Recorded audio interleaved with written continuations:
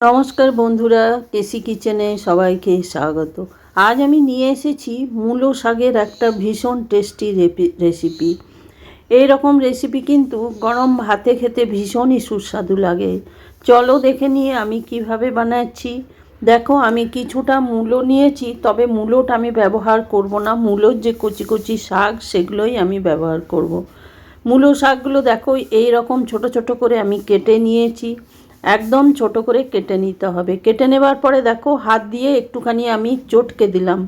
তাহলে চটকে দিলে কি হবে, মূলোর যে একটা খসখসে ভাব সেটা চলে যাবে। এই রকম মূলো শাকের রেসিপি কিন্তু তোমরা হয়তো অনেকভাবে খেয়েছো, কিন্তু এইভাবে একদিন খেয়ে দেখো, ভীষণ টেস্ট লাগে।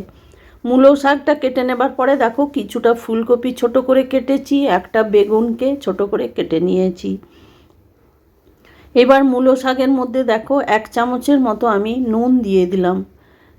নুনটা দিয়ে দেওয়ার পরে বেশ ভালো করে কিন্তু এটাকে একটু চটকে নিতে হবে, তাহলে মূলো শাকের যে জলটা সেটা বেরিয়ে যাবে, আর মূলো শাক যে খসখসে ভাবটা সেটাও চলে যাবে।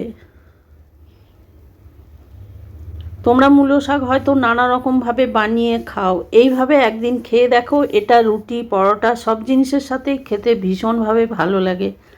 তারপরে দেখো এইদিকে একটা কড়াই চড়িয়ে তার মধ্যে 1 চামচের মতো আমি সর্ষের তেল দিয়ে তেলটা গরম হওয়ার পর ছেড়ে দিয়েছিলাম।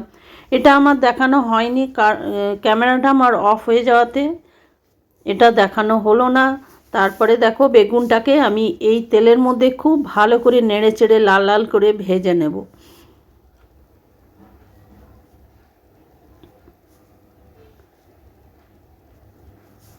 দেখো বেগুনটা আমার একদম লাল হয়ে গেছে। লাল হয়ে যাবার পর আমি বেগুনটাকে একদম তেল থেকে ভালো করে ছেঁকে নিয়ে উঠিয়ে নেব। তারপরে দেখো এর মধ্যে আমি আরও 1 চামচের মতো তেল দিয়ে দেবো।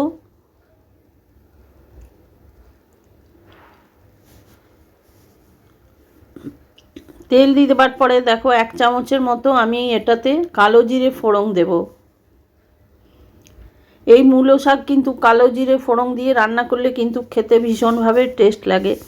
তারপরে দেখো ওইদিকে আমি যে ফুলকপিগুলো কেটে রেখেছি সেগুলো আমি দিয়ে দিলাম তেলের মধ্যে। দিয়ে দেওয়ার পর এটাকে বেশ ভালো করে ফুলকপিটাকেও ভেজে নিতে হবে।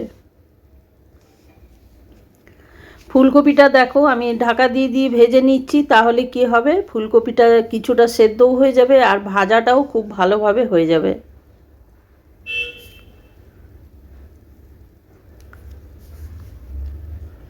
দেখো ফুলকপিটা আমার ভাজা হতে হতে আমি এর মধ্যে পরিমাণ মতো নুন দিয়ে দেবো। 1 চামচের মতো আমি হলুদ দিয়ে দিলাম, তবে নুনটা মাথায় রেখেই দিতে হবে। ওইদিকে আমি মূলো শাকের মধ্যে 1 চামচের মতো নুন দিয়েছিলাম, তবে সেটা ছেঁকে উঠিয়ে নেব। এর মধ্যে আমি 1 চামচের মতো জিরে গুঁড়ো দিলাম। একটা টমেটোকে কেটে বীজটা বার করে আমি দিয়ে দিলাম। দিয়ে দেওয়ার পরে দেখো ফুলকপিটা বেশ ভালো করে একটু ভেজে নিতে হবে। এরই মাঝখানে আমি 3টে কাঁচা লঙ্কাকে, লম্বা লঙ্কাগুলো ছিল সেই জন্য 3 টুকরো করে আমি কেটে দিয়ে দিলাম। এই মূলো শাকটা একটু ঝাল ঝাল হলে খেতে কিন্তু বেশি ভালো লাগে। এরপরে দেখো ফুলকপিটা ভাজা হয়ে যাওয়ার পর ওইদিকে যে আমি মূলো শাকটা কেটে রেখেছি, নুন দিয়ে চটকে রেখেছি, সেটা আমি দিয়ে দিলাম। দেখো কতটা জল বেরিয়েছে। এই জলটা কিন্তু আমি ব্যবহার করব না। মূলো শাকে কোনো রকমই জল আমি ব্যবহার করব না। লো ফ্লেম করে এটাকে বানিয়ে যাব। মূলো শাকটা দিয়ে দেওয়ার পরে দেখো একটু নেড়ে চেড়ে নিলাম। তারপরে আমি ঢাকা দিয়ে মোটামুটি 5-6 মিনিটের মতো লো ফ্লেম করে ঢাকা দিয়ে রেখে দেবো। তারপরে দেখো 5-6 মিনিট পর ফিরে এসে আমি দেখাচ্ছি। দেখো মূলো শাকটা আমার অনেকটা ভাজা হয়ে গেছে। ওরই মাঝখানে কিন্তু আমি 2-3 বার একটু নেড়ে দিয়েছিলাম। দেখো মূলো শাক আর কফি দুটোই কিন্তু আমার ভাজা হয়ে গেছে। এরপরে আমি ওইদিকে যে বেগুনগুলো ভেজে তুলে রেখেছি সেই বেগুনটা আমি এটার মধ্যে দিয়ে দেবো। দিয়ে দেওয়ার পরে বেশ খানিকক্ষণ আরও ঢাকা দিয়ে রেখে দেবো, প্রায় 1-2 মিনিটের মতো।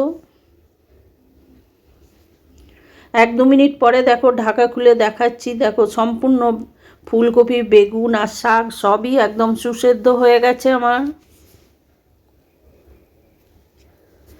এরপরে এটাকে কিন্তু সমানে একটু ভাজা ভাজা করে নিতে হবে। দেখো খুন্তি দিয়ে আমি দেখিয়ে দিচ্ছি, ফুলকপিগুলো একদম ভাজা হয়ে গেছে বা সেদ্ধ হয়ে গেছে। এই রকম রেসিপি কিন্তু গরম গরম ভাতে, রুটি বা পরোটা সব জিনিসের সঙ্গে খেতে ভীষণভাবে ভালো লাগে।